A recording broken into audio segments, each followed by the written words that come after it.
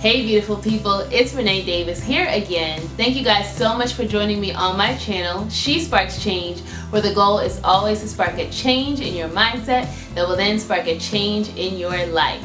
If you follow me on Facebook, you know that today is a special video because I will be having a very special visitor, which I will introduce shortly.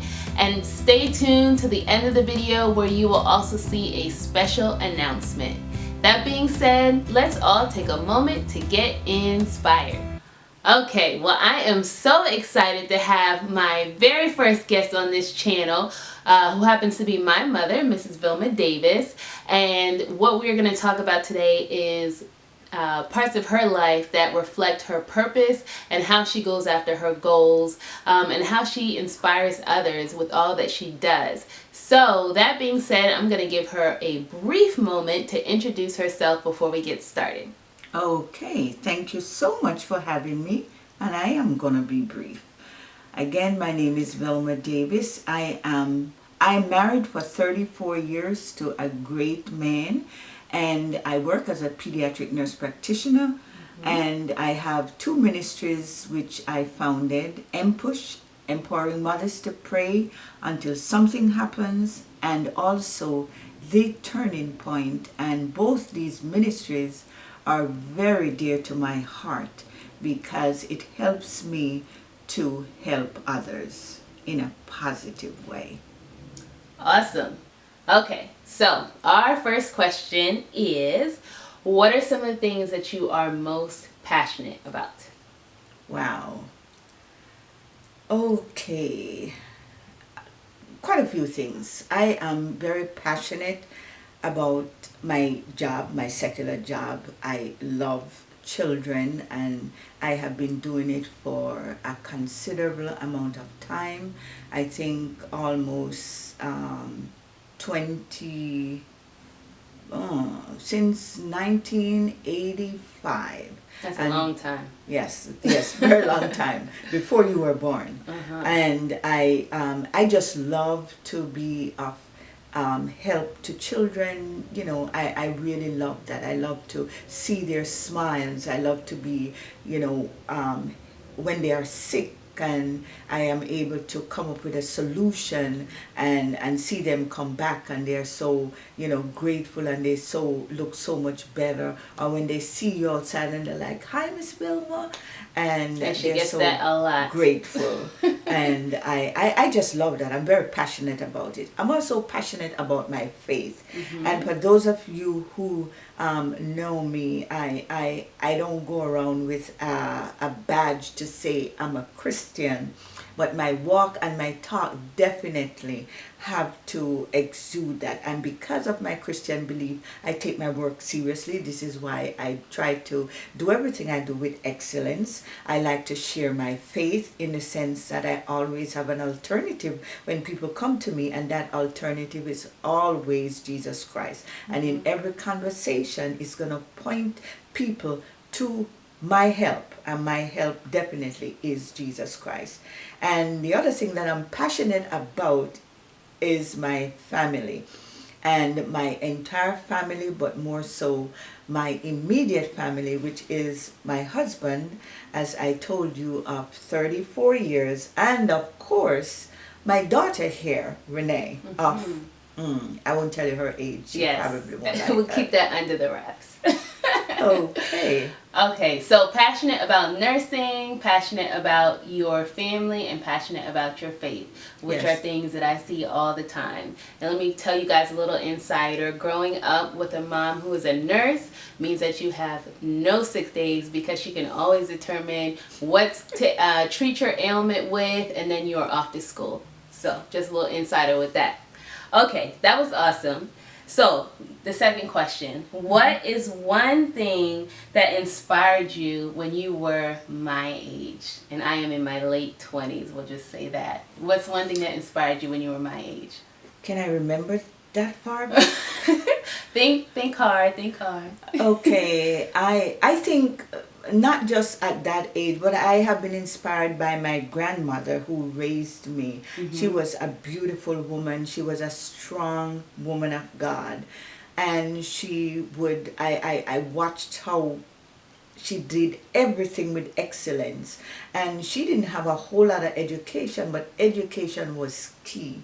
And in addition to that, I was inspired by my parents, more so my father, who you know, in those days, Fridays, you didn't do a lot at school, and most children would be off on Fridays. School would be empty, but my dad made sure that I was in school. And if I say they're not going to do much, he says, well, go there and do the little that they are going to do. So you had Fridays off? Not off, but they, you know, it used to be not much done. Oh. And other kids would stay home. Their parents wouldn't send them, but my father insisted that I would go. Wow, that's nice.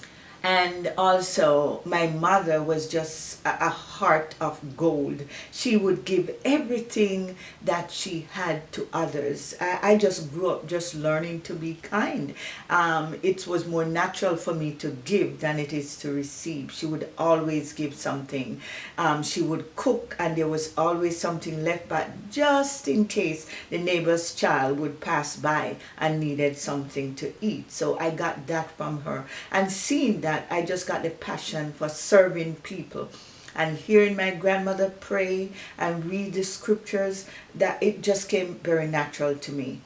And when I reached, therefore, at the grand old age that my baby is now, I had no choice but to just continue to become the person that I grew up to be, and that is serving others, helping others, being kind to others, being compassionate to others, and just being a true believer and exhibiting my faith in the things that I did. Okay, so you had a lot of people in your life that inspired you at that age, and I'm sure that those inspirations have a lasting impression on you and still probably inspire some of the things you do today? It sure does. It sure does. Awesome. Okay, so my next question. What do you do in your day-to-day routine and activities to allow your light to shine? So one of the things that I really try to emphasize on this channel is how we can allow our lights to shine in this world, how we can make a difference to our purpose, and it doesn't necessarily have to be like this huge task all the time, but what do you do on a day-to-day basis that impacts others? Okay.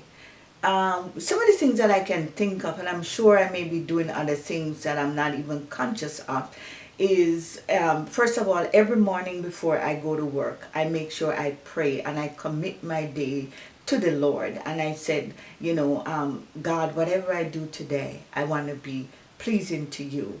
And I start out that way so that as I go to work, I am not, you know, getting crazy with that driver who is cutting me off and muttering under my breath. And when I go to work and when things get very difficult, I remember that he is there, so I put a smile on my face even when I don't have you know, feel like smiling.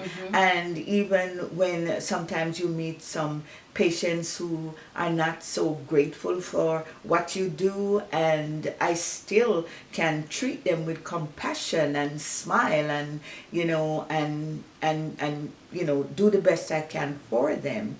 I also, as I meet people along the way, I also can smile and say a good morning or a good afternoon. You'll be surprised how far this goes in the lives of some people, because they don't even have people to talk to them. I remember one person, I did a group, and one person mentioned one of the things that I am going to miss at the end of this group is being hugged.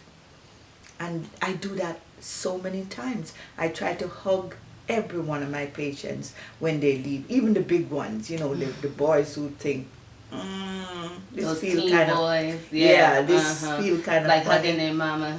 Yes, I try to do that. Good. And I'm not sure if you want me to mention it, but I also in the mornings when I get up, I have what is called morning devotion on Periscope. Yes. And it's called First 15 Minutes, and it's from 6 to 6:15. Give give Give or or take 5 minutes, No, about 2 minutes, where I just get people into habit of having morning devotion, because I really do think that having devotion in the morning does set the pace for your day. Absolutely. I really do think so. Absolutely. So there are many things that you do day to day Yes. to be a light. And I know for a fact, I've seen many people who can testify to the fact that she influences their lives in that way. So that's an awesome example. Okay, so our last question before we go to the rapid fire session is, what is the best piece of advice you could give to somebody who is purpose-minded, who desires to use the gifts that God has given them, but isn't really sure where to start out? Because you have multiple ministries, as you mentioned before. You have M-Push, empowering mothers to pray until something happens, where you just basically inspire mothers to pray for their children. And you also have the Turning Point, which is all about giving hope to those who have no hope.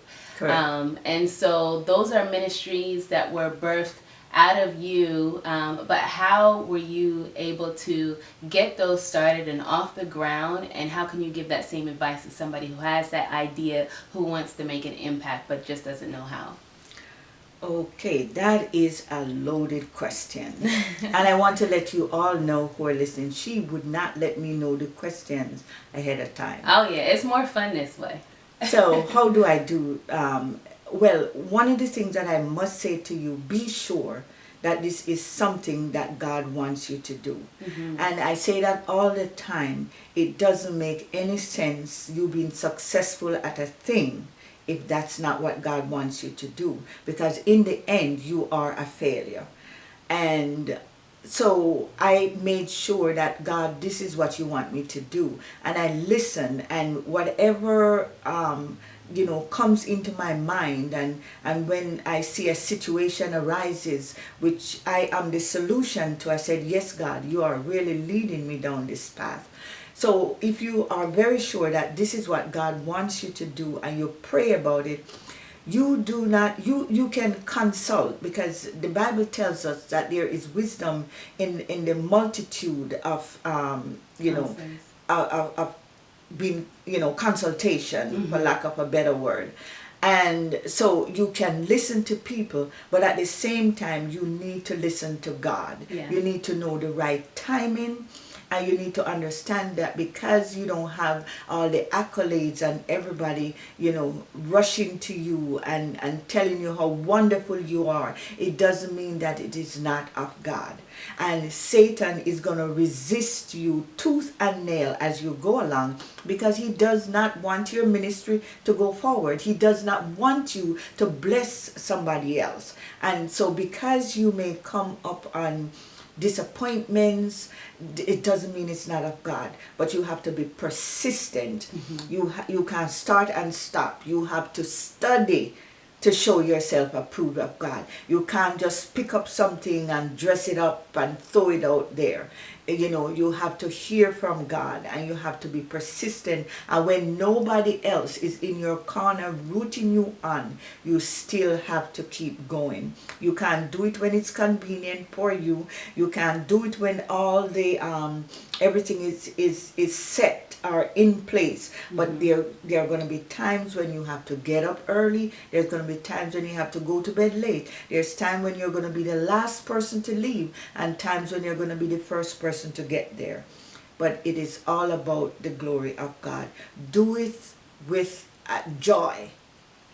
And always, everything you do, you make sure that you run it by God. You pray about it, and don't do it in a way that people see you, but always point them to the one who is helping you to do it, which is Jesus Christ. So, on to our rapid fire questions and how this works. I'm going to give you 2 choices. First one that comes to mind, that's what you got to go with. Fast, quick, you got it? I think I do. Okay. All right, first one, breakfast or lunch? Breakfast. Okay. Pool or beach? Beach. Okay. When it comes to movies, comedy or action? Action. I know that. Are you an early bird or a night owl? Both. I know, you are a little bit of both. She gets up early and goes to bed late. All right, coffee or tea? Coffee. I know that one too. Do you prefer to drive or get driven? Drive. Okay. Ice cream or water ice? Ice cream depends on where it's from. You like that Jamaican ice cream, don't Yes, you? yes. City or country? Country. Okay. Friday or Saturday? Ooh, Friday. Okay. And last one, fall or spring? Spring. Okay, awesome. Well, thank you so much for joining me today. I really appreciate it. You taking out the time for this conversation. I do want to end with our special announcement, and that is all to do with you and I collaborating together, as well as an awesome group of people to put on a conference. Right? So it's under the Turning Point Ministry, which is my mother's ministry, as well as Spark Change, which is my ministry, coming together, and you are having a conference for the community. Yes. And what's that conference called? It's called It's Time to Move Forward. And it is, can I say a little bit about it? Yes, absolutely. It is going to be great. Not because I am helping to coordinate it, but it is going to be great, and for the city of, for Wilmington, for Delaware, as a matter of fact, where we just want to encourage people to move forward. Some people are stuck where they are because of tragedy or situations that happen in their lives, and they have decided, I'm not gonna, go with this God thing anymore. But I want to say it's time to move forward. It's time to get that behind you, because a God who loves you would not be doing anything to make you hurt. And we are going to have some great speakers. We're having a plenary session. We have workshops. Lunch will be provided. And then we have a panel discussion. There's a whole youth track. You're going to talk about that? Yes. So in addition to catering to the men, to the women, we're also catering to young women 13 and older, as well as young men 13 and older. We have special workshops and a lot of good activities and prizes planned just for them. So I want you guys to mark your date, mark your calendar, that is, for November 19th. 2016. It's from 9 to 3. It's going to be in the city of Wilmington at the Delaware Technical Community College. More details are to come, so make sure you follow my Facebook page, which is at She Sparks Change. Follow my mom's Facebook page, which is at mpush810, and I will link that below, as well as her Twitter. Follow those things. We'll have a website in the work coming soon, so you guys can be up to date with the details. But we are just so excited to have this thing going. So make sure you mark your calendars. Tell your friends where they can go in November to get that inspiration that they need. All right. Wonderful. Thank you so much. Have a great one, guys. Next time she invites me. Bye, guys.